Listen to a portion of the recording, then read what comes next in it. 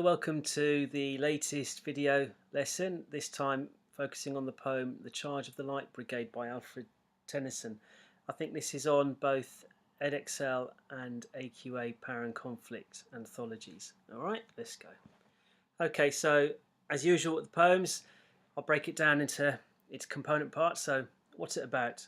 This poem describes a disastrous battle between the British cavalry and Russian forces during the Crimean War, 1853 or 1854 to 1856. Of the 637 soldiers who took part in this battle for the British cavalry, I think 235 or so were either killed or injured, which is a huge percentage.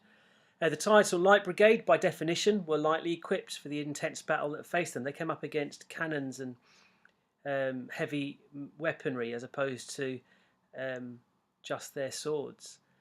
Charge reflects their determination and bravery at following orders despite knowing the inevitable outcome, because they knew the order was incorrect. And what themes does it centre on? Well, effects and reality of conflict, bravery, admiration, patriotism and individual experience. Context: despite believing their orders may have been misunderstood, the cavalry, armed only with swords, charged into a valley where they faced Russian soldiers armed with guns and cannons. Many of the British soldiers were killed, but were hailed for their bravery. Tennyson himself was asked to write a poem as a tribute to the men who died. Form and structure. So the form, it's narrated in the third person to seem like a story. The regular, relentless rhythm creates a fast pace, mimicking perhaps the soldiers' advance. Intermittent rhyming couples and triplets provide momentum, but interspersed unrhymed lines could mirror the soldiers as they fell. The overall lack of a regular rhyme scheme could reflect the chaos that ensued. Remember, it's great to identify techniques, but to get the top band, you need to explore their effect. What impact do these techniques have? Okay. The structure of the poem. The poem tells the story of the battle chronologically, from the charge to the retreat, before concluding with references to the soldiers' heroism. Excuse me. Language and imagery. Okay, the poem is full of violent and heroic language, from plunged, shattered and sundered to horse and hero fell. Now, I'm going to go through the poem and annotate it stanza by stanza. There's use of alliteration and sibilance, sound techniques which bring energy to the poem. Repetition throughout emphasises the battle, flashed and cannon, whilst repetition of not at the end of stanza 5 highlights how many men died. And again, I'll explore that in more depth as we go through the poem. Here we go through the poem. So in the black writing there, just a kind of some general observations that run through all 6 stanzas. Regular rhythm throughout creates a fast pace, mimicking the cavalry's advance, with the overall lack of rhyme scheme hinting at the chaos of war. Observe the last line in each stanza and how it evolves. So these two, rode the 600 and rode the 600. We'll see how these two lines, the last line in the subsequent stanzas, play out. Okay, half a league, half a league, half a league onward. All in the valley of death rode the 600. Forward the light brigade. Charge for the guns, he said. Into the valley of death rode the 600. So, death right at the start, warning reader of what's to come. Kind of foreshadowing, ominous, straight away. Commanding officers speaking, so we have some actual speech in the poem. And rode the 600, they're represented as one group with one purpose. Forward the light brigade. Was there a man dismayed? Not though the soldier knew someone had blundered. Theirs not to make reply, theirs not to reason why, theirs but to do and die. Into the valley of death rode the 600. Soldiers aware that the order was a mistake, but they obeyed nonetheless. The repetition there, theirs, reflecting their obedience. And into the valley of death. It's a biblical reference reflecting the solemn tone and significance of this decision. Canon to the right of the... So let's look at the last line. So rode the 600 again. That's the same as the first two. Now it's not the 600.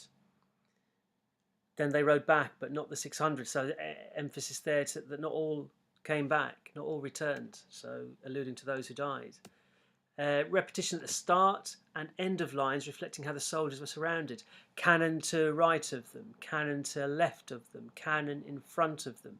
So they were surrounded by the Russian soldiers.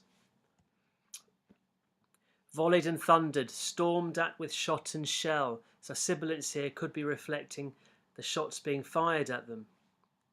Boldly implies or hints at their bravery.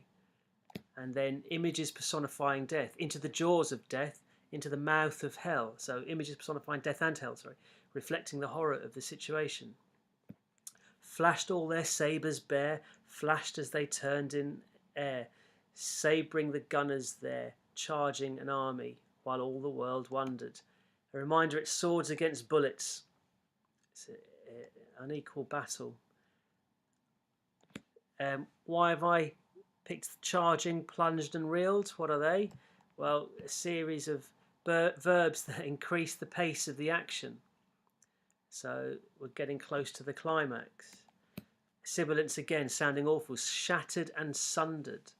Then they rode back, but not the 600. So remember the sum rhyme scheme, the sum rhyming, but it's not regular. Repetition of not, highlighting the deaths of some of the soldiers. And the last two stanzas. Let's see the last line. Left of the 600, noble 600. So there's the feeling about the soldiers, the perception of them. They should be honoured because they were brave and courageous and noble. Cannon to right of them, cannon to left of them, cannon behind them, similar to the previous stanza with the repetition at the beginning and the end of the line. Then we have volleyed and thundered again, onomatopoeic verbs reflecting the noise from the cannons, stormed at with shot and shell, again with sibilance, with horse and hero fell, alliteration.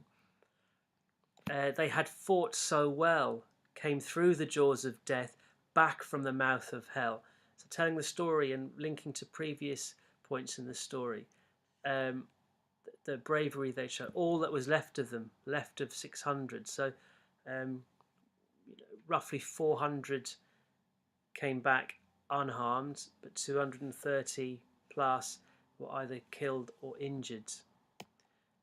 Repetition of left reminds us of those who didn't make it. When can their glory fade? Oh, the wild charge they made, all the world wondered.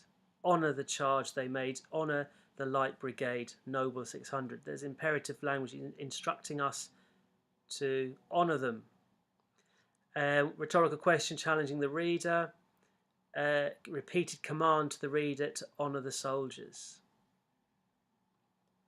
Okay, and a final screen. Summary of main poetic devices used. You can use these in your analysis. Rhythm, rhyming couplets and triplets.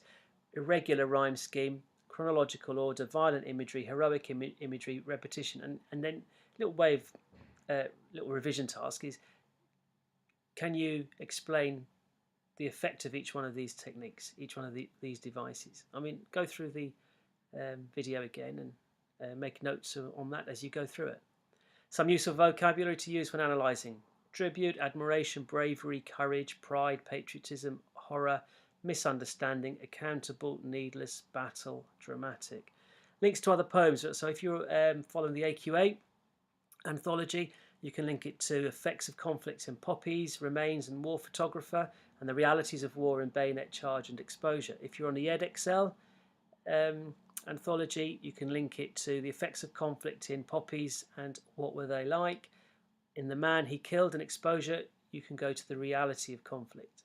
Okay, there's plenty there, enough there for you to incorporate into your top grade answer on the anthology section in the exam. All right, check back in for all the other videos on the other poems and see you there. Bye bye.